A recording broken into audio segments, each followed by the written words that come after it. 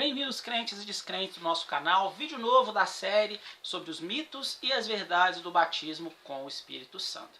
No vídeo passado nós falamos sobre 4 itens que sempre vão estar presentes no batismo com o Espírito Santo. Falamos sobre o sujeito, que é o batizador, que é Jesus. Falamos sobre o objeto, quem vai ser batizado, que são os cristãos. Falamos ainda sobre o elemento, que é o próprio Espírito Santo. Então não é o Espírito que batiza com o Espírito, mas é Jesus quem batiza com o Espírito. E por último falamos sobre o propósito. O propósito do batismo com o Espírito Santo está descrito lá em Atos capítulo 1, versículo 8, que foi o versículo que nós fechamos o vídeo anterior.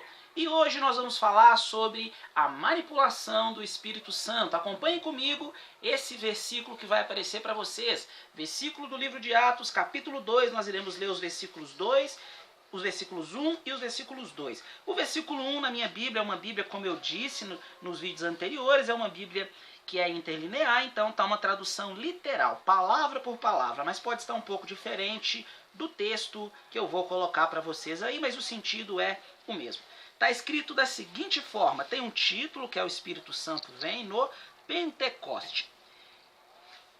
Quando chegou completar-se o dia do Pentecoste, eles estavam todos unanimemente no mesmo lugar. Esse é o versículo 1. Versículo 2. E veio de repente, de dentro do céu, um barulho como que produzido por vento forte, e encheu toda a casa onde estavam assentados. Esses são os 2 versículos para o nosso vídeo de hoje. Quando eu falo sobre manipulação do Espírito, na verdade é para dizer que não é possível manipular o Espírito.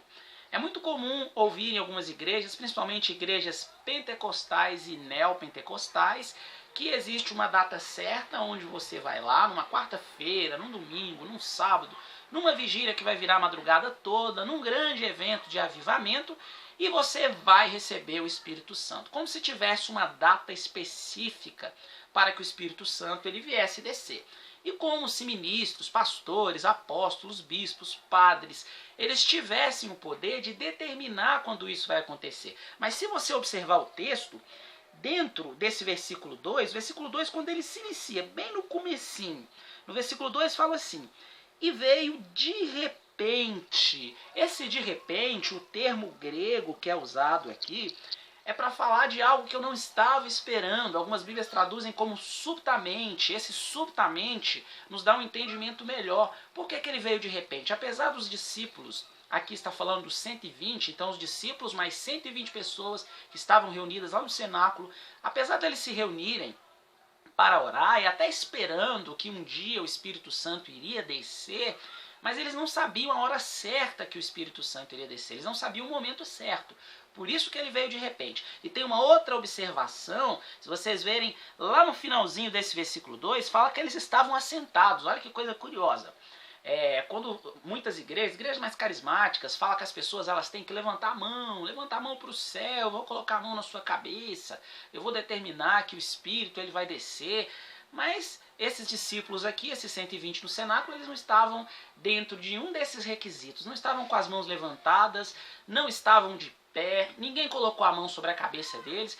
Ao que parece, o termo que é utilizado aqui dentro do grego do Novo Testamento para assentados, ele se refere ao termo de se assentar à mesa para comer, para fazer alguma refeição. Então, provavelmente, ou eles tinham terminado de fazer uma refeição, ou eles estavam se alimentando, eles não esperavam que o Espírito Santo iria descer nesse momento. Isso mostra que eu não consigo manipular o Espírito Santo.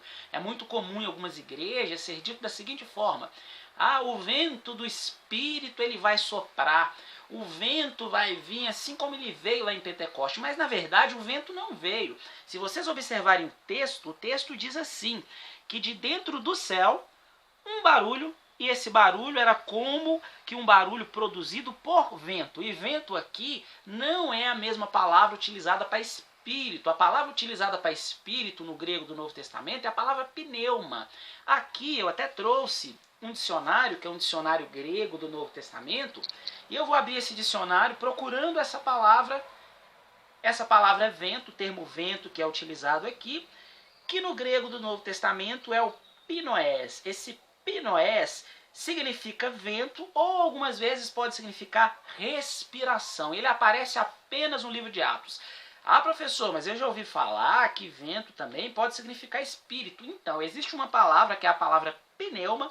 Eu até acho ela aqui, ó, que ela tá facinha, ela tá bem próxima do pinoés. Palavra pneuma. E pneuma pode significar movimento de ar, também pode significar vento, pode significar espírito de vida, pode significar aquilo que dá vida, espírito como parte da personalidade humana, espírito imaterial, estado espiritual, estado de mente, disposição, espírito como um ser que independe dos sentidos físicos e vários outros significados. Mas nesse texto de Atos 2:2 não é pneuma que está sendo usado, mas é o termo pinoés. Pinoés é simplesmente vento. E o que ocorreu ali não foi um vento que veio, que encheu aquela casa, mas foi um barulho como um barulho de vento. A palavra grega utilizada aqui para barulho é ecos ou erros, dependendo de qual a pronúncia grega que você escolhe utilizar. Esse ecos, como de um vento que entoou naquela casa, foi um barulho. Esse barulho que veio sobre essas pessoas que estavam ali assentadas, veio de forma repentina, de repente. Isso nos mostra que nós não podemos manipular o Espírito Santo. Eu não consigo marcar uma data falando que naquele dia o Espírito Santo vai descer. Eu não consigo marcar um dia falando que aquele dia é o dia do batismo com o Espírito Santo, porque o Espírito Santo ele age de acordo com a sua vontade, que é a vontade do Pai e que é a vontade de Cristo. O que nós precisamos fazer? O que nós precisamos fazer é o que está lá bem no começo desse texto que eu li. Atos 2:1, no finalzinho vai falar que eles estavam juntos no mesmo lugar.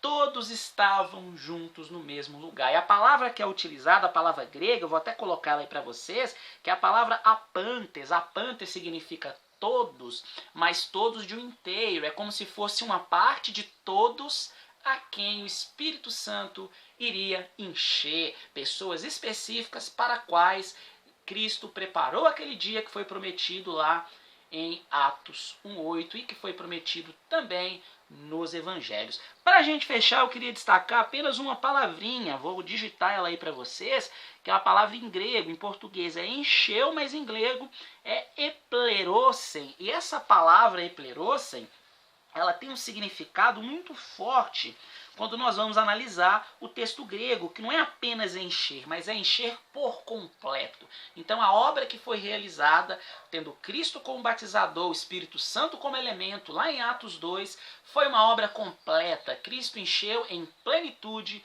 aqueles 120 que estavam lá no cenáculo. O Espírito Santo age de acordo com a vontade de Deus. Nós não podemos marcar data, nós não podemos marcar dia, nós não podemos marcar hora.